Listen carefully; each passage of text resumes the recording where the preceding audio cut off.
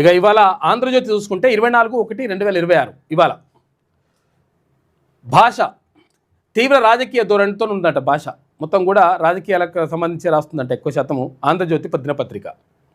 BC SC ST వీళ్ళకు సంబంధించి ఎక్కువగా నెగిటివ్ ఫ్రేమింగ్ ఉందంట. నెగిటివ్ అంటే అసలు యాక్చువల్గా బీసీలు ఎస్సీలు ఎస్టీలు అంటే అసలు యాక్చువల్గా వాళ్ళ మనుషులే కాదన్నట్టు, వాళ్ళ ఉద్యమాలు కావన్నట్టు, వాళ్ళ డిమాండ్లు అసలు సరైనవి కాదు, వేస్ట్ అసలు అనవసరంగా చేస్తున్నారు అన్నట్టుగా నెగిటివ్ ఫ్రేమింగ్లో చేస్తూ ఉందంట బీసీ ఎస్సీ ఎస్టీలు మైనార్టీలకు సంబంధించి.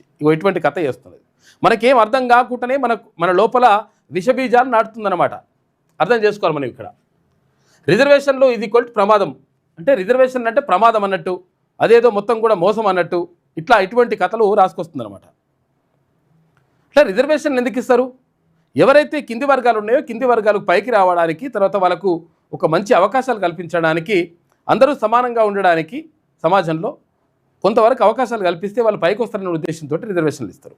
కానీ ఇది ప్రమాదం, రిజర్వేషన్ అంటేనే ప్రమాదం అనేటువంటి భావనతోటి రాస్తూ ఉందంటే ఆంధ్రజ్యోతి దినపత్రిక. ఇక ఓసీలకు స్పష్టమైనటువంటి వర్గ పరిరక్షణ, ఓసీ వర్గ పరిరక్షణనే అంటే రెడ్డి వెలమలు తర్వాత ఇటువంటి కమ్మలు ఇటువంటి వాళ్ళకు కమ్మగా రాసుకొస్తుందన్నమాట. ఏంది ఆంధ్రజ్యోతి దినపత్రిక స్పష్టమైన వర్గ పరిరక్షణ కోసం, ఆ పరిరక్షణ కోసం చేస్తుందట.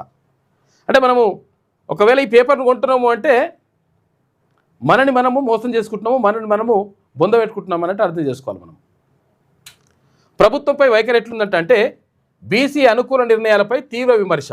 ఒకవేళ బీసీలకు రిజర్వేషన్లు 42% రిజర్వేషన్ ఇస్తున్నా అంటే అయ్యో అట్టెట్లు ఇస్తారు, అయితే మిగతా వాళ్ళకి అన్యాయం జరుగుతుంది కదా, ఇట్లా రాసుకొస్తారనమాట.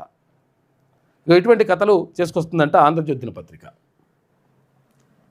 ఇక బీసీలకు ప్రమాద స్థాయి, అత్యంత ప్రమాదకరం, మోస్ట్ డేంజరస్ పత్రిక ఏదైనా బీసీలకు ఉంది అంటే అది ఆంధ్రజ్యోతి దినపత్రిక అని చెప్పేసి ChatGPT చెప్తా ఉంది.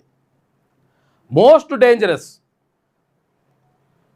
బీసీలు అసలు కొనకూడని పత్రిక అని చెప్పేసి కూడా క్లియర్గా ChatGPT చెప్తున్నది, మనం చెప్తున్నటువంటి మాట కాదు.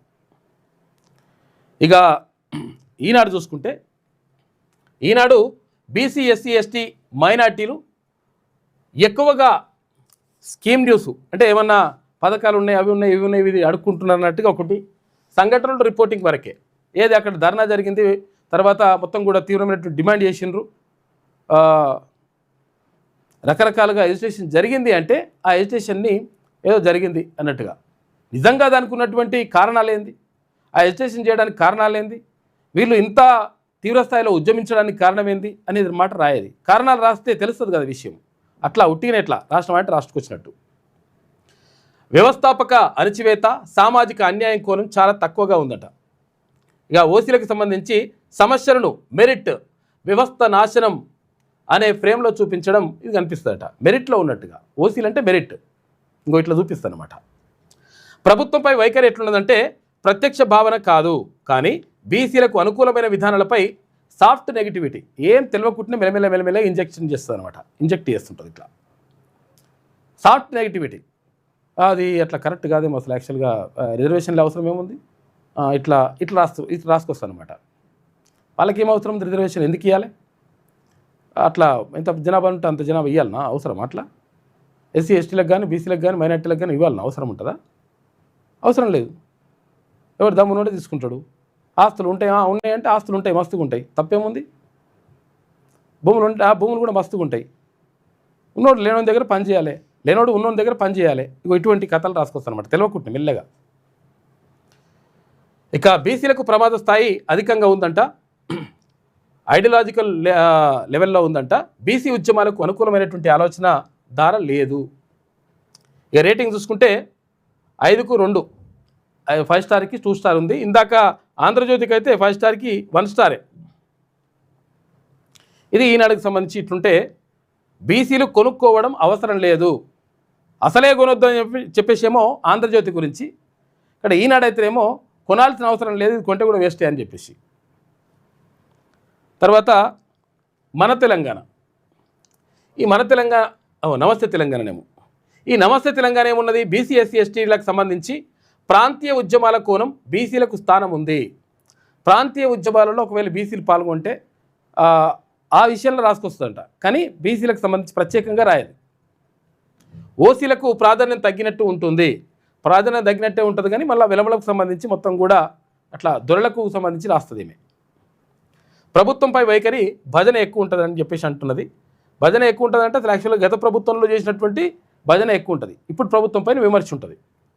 ప్రజా సమస్యల కంటే ప్రభుత్వ ఇమేజ్కు సంబంధించి రాస్తుందంట. బీసీలకు ప్రమాద స్థాయి మధ్యస్థం, పెద్దగా ఏం అటు ఇటు కాకుంటున్నదంట పరిస్థితి. ఏది నమస్తే తెలంగాణ రేటింగ్ చూసుకుంటే 5 స్టార్కి 3 స్టార్. ఒక్క పత్రికగా సరిపోదు. అసలు యాక్చువల్గా ఇది పత్రిక అనే ప్రమాణాలే దీనికి లేవు, దీన్ని కరపత్రం లెక్క అనమాట, పాంప్లెట్ అంటారు కదా దాని లెక్క. దీని పరిస్థితి ఇట్లున్నదంట. సాక్షి దినపత్రిక చూద్దాం. సాక్షి దినపత్రిక చూసుకుంటే బీసీ ఎస్సీ ఎస్టీలకు సంబంధించి సామాజిక కోణం స్పష్టంగా కనిపిస్తుంది, పేదల సమస్యలు సంక్షేమం ప్రాధాన్యం కనిపిస్తుందంట, పర్లేదంటుంది. ఇక ఓసీలకు సంబంధించి న్యూట్రల్, అవసరమైనంత మాత్రమే రాస్తుందంట. ఇక ప్రభుత్వంపై వైఖరి ఎట్లున్నదంటే ప్రభుత్వానికి అనుకూల ధోరణి స్పష్టంగా కనిపిస్తుంది, విమర్శ తక్కువ ఉన్నదట. మంచిగా చేస్తున్న ప్రభుత్వం సూపర్ డూపర్ అని రాసుకొస్తుందట. విమర్శ అయితే అట్లేం లేదండి, అంత బాగానే ఉంది సూపర్ అని రాసుకొస్తుందట. బీసీలకు ప్రమాద స్థాయి తక్కువ కానీ స్వతంత్రత లోపము, దీని ప్రమాదం లేదు కానీ కొనవలసిన అవసరం కూడా లేదు, దీనివల్ల లాభం లేదని చెప్తున్నది. రేటింగ్ చూసుకుంటే 5 స్టార్కి 3 స్టారు. ఇక బీసీలు చదవచ్చు కానీ విమర్శనాత్మక దృష్టితో చదవాలి, ఏది చదివినా కానీ ఇందులో ఏమున్నది, దీని వెనుక కథ ఏమున్నదని చెప్పేసి చూసుకొని చదవాల్సి వస్తుందట. అది సాక్షి దినపత్రిక. ఇక దిశ పత్రిక చూసుకుంటే బీసీ ఎస్సీ ఎస్టీలకు సంబంధించి నేరుగా ప్రజా సమస్యలు, భాష సూటిగా ఉంటుంది, డైరెక్ట్గా రాసి వస్తుంది, మంచిగా రాస్తుందని చెప్తుంది.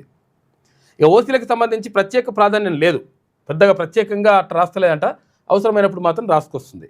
ప్రభుత్వంపై వైఖరి ప్రభుత్వ అనుకూలత ఉంది కానీ గ్రౌండ్ రిపోర్టింగ్ మెరుగ్గా ఉంటుంది అని చెప్పేసి చెప్తా ఉంది. ప్రభుత్వ అనుకూలంగా ఉంటుందట. ఏది దిశా దినపత్రిక. ఈ రేటింగ్ చూసుకుంటే 5 స్టార్స్కి 4 స్టార్స్ ఇచ్చింది. బీసీలు కొనుక్కోవచ్చు అని చెప్పేసి కొనుక్కోదగిన పత్రిక అని చెప్పేసి ఇక్కడ చాట్‌జీపీటీ చెప్తా ఉంది దిశ పత్రిక గురించి. ఇక వెలుగు దినపత్రికను చూసుకుంటే వెలుగులో బీసీ ఎస్సీ ఎస్టీ అత్యంత స్పష్టమైన ప్రజాపక్షం, భాష ఉద్యమాత్మకంగా ఉంటుంది అని చెప్పి చెప్తా ఉంది. అంటే మంచి బాగానే ఉంటుంది, బీసీ ఎస్సీ ఎస్టీలు కొనాల్సినటువంటి పత్రిక అని చెప్పేసి చెప్తుంది. ఓసీలకు సంబంధించి ఆధిపత్యవాదం ప్రశ్నించబడుతుంది, ఎవరైతే ఆధిపత్యం చేస్తూ ఉంటారో ఇట్లా నేనే అనుకుంటారో వాళ్ళని ప్రశ్నిస్తుందంట. ప్రభుత్వంపై వైఖరి ప్రశ్నించే ధోరణి, భజన తక్కువ ఉందంట. బీసీలకు ప్రమాద స్థాయి లేదు, బీసీలకు ప్రమాదం ఏం కాదు, ఇది మంచి పత్రిక. బీసీలకు కొనదగిన పత్రిక ఏదైనా ఉందంటే అది వెలుగు దినపత్రిక. ఇయ్యాల ఫస్ట్ 5 స్టార్కి 5 స్టార్ వచ్చినాయి, ఫస్ట్ ప్లేస్లో ఉంది వెలుగు దినపత్రిక. బీసీలకు అత్యంత అనుకూలమైనటువంటి పత్రికగా వెలుగు దినపత్రిక నిలుస్తుంది అని చెప్పేసి కనిపిస్తూ ఉంది. ఇది విజయక్రాంతి అన్నట్టుగా, విజయక్రాంతి. ఓకే. ఇక బీసీ ఎస్సీ ఎస్టీలకు సంబంధించి సామాజిక న్యాయం ప్రధాన థీమ్ ఉంటుందంట. బీసీ ఉద్యమాలపై స్పష్టమైన వాయిస్ ఉన్నది క్లియర్గా. ఇక ఓసీలకు సంబంధించి ఆధిపత్య రాజకీయాలపై విమర్శ ఉంటుంది. ప్రజల పక్షాన ప్రభుత్వ భజన అంటే ప్రజల పక్షాన్నే ఎక్కువ రాస్తుంది, అత్యధికంగా ఉందంట. ప్రభుత్వ భజన పెద్దగా వేస్తలేదని చెప్పేసి రాస్తుంది, కాదని. బీసీలకు ప్రమాదమా అంటే కాదు, బీసీలు కొనుక్కోవచ్చా అంటే అత్యుత్తమ ఎంపిక అని చెప్పేసి ఈ 4.5 అంటే 5 స్టార్స్కి 4.5 స్టార్లు అంటే 5 చుక్కలకు సంబంధించి 4.5 చుక్కలు ఇచ్చింది, రేటింగ్ ఇచ్చింది.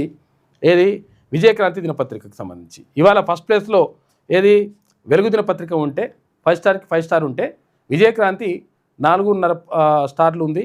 కాబట్టి విజయక్రాంతి దినపత్రిక 2వ స్థానంలో నిలిచింది ఇవాళకి సంబంధించి. ఇది 2 కాబట్టి ఇది పత్రికలకు సంబంధించినటువంటి కథ ఇట్లున్నది.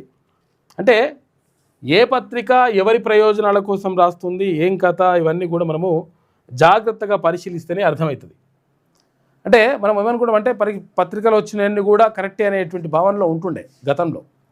ఎందుకంటే పేపర్ల మీదనే లేకపోతే ఈ టీవీ ఛానళ్ళ మీదనే ఆధారపడుతుండే, ఎక్కువ ఆధారపడుతుంటే ఏమైంది, వాడు ఏది రాస్తే అదే వార్త, ఏది రాస్తే అదే కరెక్ట్ అనుకునేటువంటి పరిస్థితి ఉంటుండే.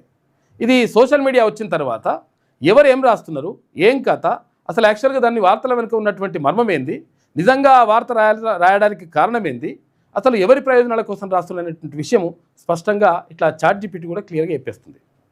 కాబట్టి మనం ఇక క్లియర్గా ఏ పత్రిక కొనాలి, ఏ పత్రిక కొనొద్దో మనమే నిర్ణయించుకోవాల్సినటువంటి దాన్ని క్లియర్గా చెప్తా ఉంది చాట్ జీపీటీ.